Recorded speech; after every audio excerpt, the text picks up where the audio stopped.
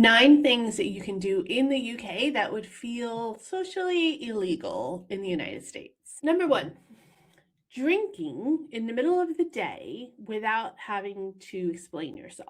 In the United States, drinking before a certain hour, usually 5 o'clock, it comes with some unspoken questions. What's wrong? Is there something going on? Do you possibly have a problem? But in the UK, having a pint in the pub at lunchtime, it doesn't really mean anything about your life trajectory. It's seen as sort of normal. It's not a rebellion. It's not escapism. It's not like you're a bum and you have nothing to do. It's just a drink in the middle of the day. See, the UK has this non-helicopter approach to its public, where in some instances there are cameras everywhere, but most of the time you really are just kind of left to your own devices as an adult. That alone teaches you something extremely important about British culture, that not every single action needs to be morally analyzed down to the T. And sometimes it's okay to accept that people are just existing. Number 2, you stand in a queue and trust the system. British queues are really, really fascinating to Americans on so many different levels. There's no pushing, there's no posturing, there's no subtle dominance games, there's no trying to get in front of someone if they're not paying attention. It's orderly, it's civil, it's consistent. Everyone in the community, everyone in the vicinity just silently agrees that this is the order, this is fair, and there's no disrupting that. And what's wild is how calming and reassuring that is, because in the United States, it's not that we don't line up, and it's not that the majority of people don't have respect for the queue. It's just that you're constantly scanning to see if someone else is going to cut in front of you. Are you going to be disrespected? You have to also be hyper vigilant in when you're ever in that kind of situation where there's more than a few people around. Is someone else being disruptive? Is there an argument happening? Is this going to turn violent in some way? Vigilance completely dissolves when you're on British soil. And it's one of those first moments that you realize how much your mental energy as an American you've been wasting on just what is and could this be okay? Are we going to get through this without incident? Whereas in the UK, it's understood that the incident would be the exception. Number 3, the British are able to complain and then get apologized to afterwards. In the United States, complaining often gives you a label of being difficult. In the United Kingdom, it's almost a collaborative effort to complain. You point out a problem and they actually apologize for the problem. And yes, sometimes it can be a bit excessive from an American's point of view. And sometimes people will do it, even when it's clearly not their fault, or apologize to inanimate objects, which is definitely still weird. But ultimately, you just start to realize that it's not really a weakness, and it's not that they're trying to, in some way, take responsibility for something that's not their fault necessarily. It's more like social lubrication, which sounds a little bit crass, but it's more just like, hey, this is not worth upsetting the herd about, and it just diffuses tension before it becomes a conflict. Whereas Americans seem to want the conflict, seem to want to stand their ground and disrupt the herd wherever possible. Number 4, how the British completely ignore the rain. In the United States, rain is often an event. It's not that like we don't have rain or anything. It's just that it's more of it's not as consistent. Let's put it that way. It can be a little bit heavier, but usually after a couple days, it dies down. Whereas here in the UK, it's definitely flows and has a mind of its own, in my opinion. But in the United States, where I'm from at least, plans tend to get canceled if it rains excessively. You reconsider an outfit, and necessarily something that might stop your life, but it's definitely something that you will take notice of and you will recalibrate and adjust to. Whereas here in the UK, it's not often a heavy rain, but it is often damp and at least a light drizzle, especially in autumn and winter months. It's just background noise. The British just like grab the right jacket and just keep walking. Sometimes they don't even use umbrellas. They don't have too much drama about it. They will mention it, definitely, if you run into them in the store or in the train station, but they're not going to, unless it's really, really difficult, unusual weather, they're not going to really do much more than a head nod and a courtesy, like, conversation icebreaker about it.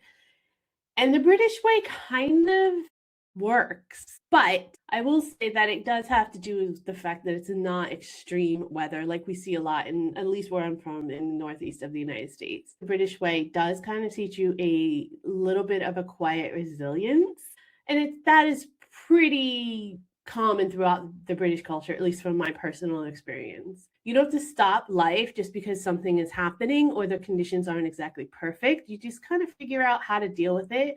You adapt and you move on, or you just get soaked and you have a really funny story to tell everybody later over a cup of tea. Number 5, being called love by a stranger. This is one I still kind of struggle with, if I'm going to be completely honest with you, because in the US, if someone calls you love and they don't know you, that's an alarm. That's a big, big red flag. It just doesn't really happen if it's a stranger or if it's someone that they don't know.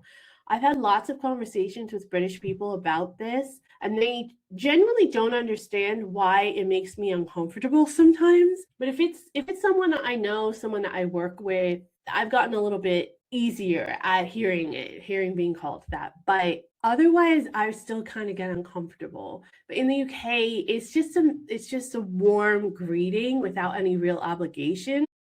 It can be taken by someone like me as, they are assuming a familiarity with you somehow, that you have some kind of relationship or intimacy, but it's really no expectation of that from the British point of view, from what I've learned anyway. And it just kind of subtly reminds you that friendliness doesn't always have an agenda. Sometimes it's just a cultural generosity, or maybe they just don't remember your name. Number 6, that you can say nothing and have that be normal. This is one of the ones that surprised me the most, because in American culture, silence is often treated as some kind of problem to fix. Like, we fill every minute of our day with something. Background noise, the television's going while we're cooking dinner. Most Americans, at least, can't ever just be silent. We feel like it's wasted time or we're being lazy.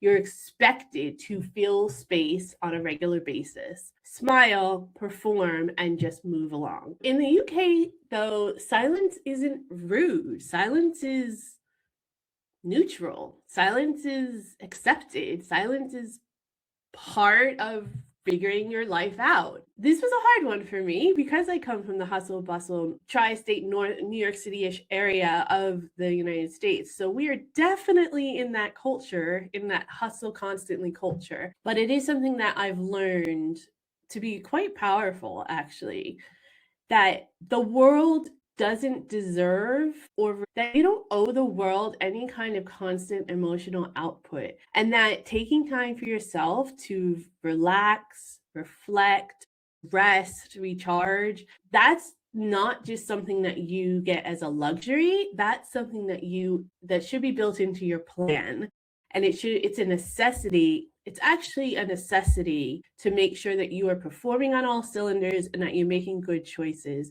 And I really like the British point of view on that one, I have to say. Number 7 is you're just going to have to accept, in the British culture, condiments are part of the culture. You got brown sauce, you got HP sauce, you got Marmite, you have Vegemite, you have curry sauce. Ketchup is considered a sauce. Barbecue sauce, peri-peri sauce. Oh my God, there's so many. There's so many different kinds. And most of them are pretty good. I mean, Marmite and Vegemite, not so good. But brown sauce, HP sauce, definitely like the peri-peri.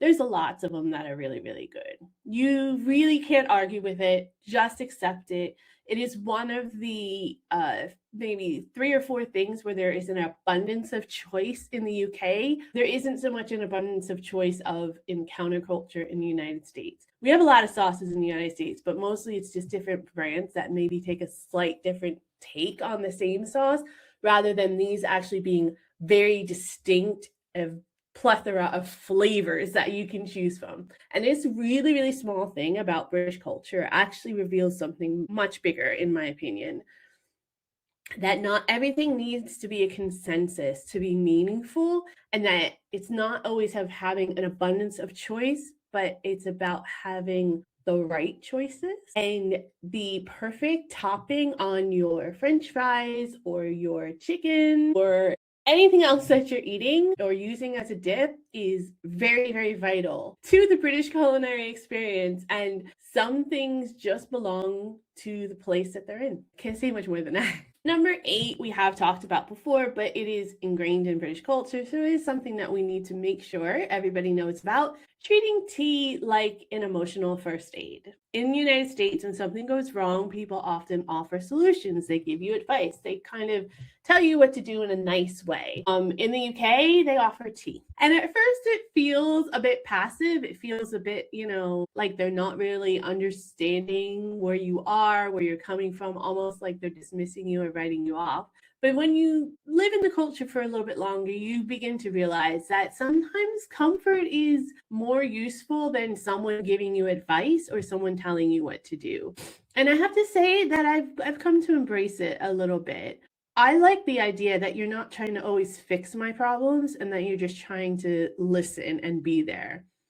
And, there are times when being witnessed and heard matters a lot more than being optimized. Number 9, you can disagree with each other without having to win the argument. This might be one of the biggest differences between the UK and the US. This might be one of the biggest differences when you're talking about culture shocks in the UK versus the US and what like everyday life is like, the differences between the life in the UK and life in the United States. In American culture, disagreement is everywhere. It often feels like combat. It's always a conflict, it's always heated, it's always something that you feel the need to be defending or justifying. Someone always has to be right. That means someone always has to lose. That just means really in the end that there's no common ground felt or there's no understanding of the other person's point of view. Where in the UK, because disagreement is just as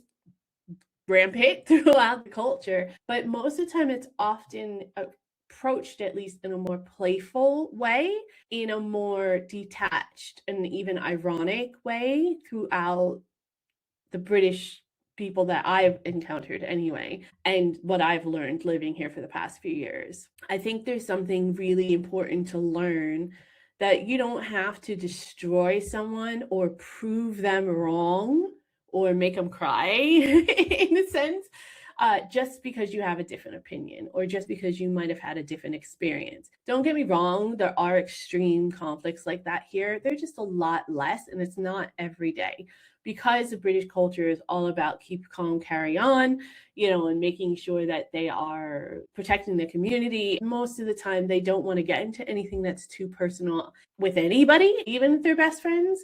But if you are having a conversation like that might have a difference of opinion or get a little heated with someone that you care about, most of the time they will at least end up with the point of view that they respect you for having your opinion and fighting your battle, even if they don't disagree with you in the end. And once you have that experience, once you have the British culture version of that versus the United States culture of it, it's really kind of hard to unsee how exhausting that constant ideological warfare really is, and how tense you can get just trying to even have a basic conversation with anyone, especially when you know they probably won't agree with you on it. So I have to give this one to the Brits, definitely. So overall, being in another country doesn't just show you how they live, it also kind of shows you how much your behavior was never, or not always, you to begin with, right? It kind of gives you a mirror and a reflection of what you've been doing up to this point and question why, even if you don't want to. And kind of makes you feel like sometimes your behavior might have been a little bit conditioned rather than something that you actually believed in or thought was worth fighting for. And the other thing I've learned about life here in the UK versus the US is that quiet psychological shift that happens when you are neck deep in someone else's culture and you have to try to figure out how to navigate through the water. When you step out of an environment that has shaped you, you can't unsee it. You can't not be affected by it, and you can't not question where you came from. Anyway, that's my point of view. Those are my 9 things that I think culturally would be almost illegal in the United States. Let me know what you think in the comments. Thank you so much for listening, and I'll see you next time.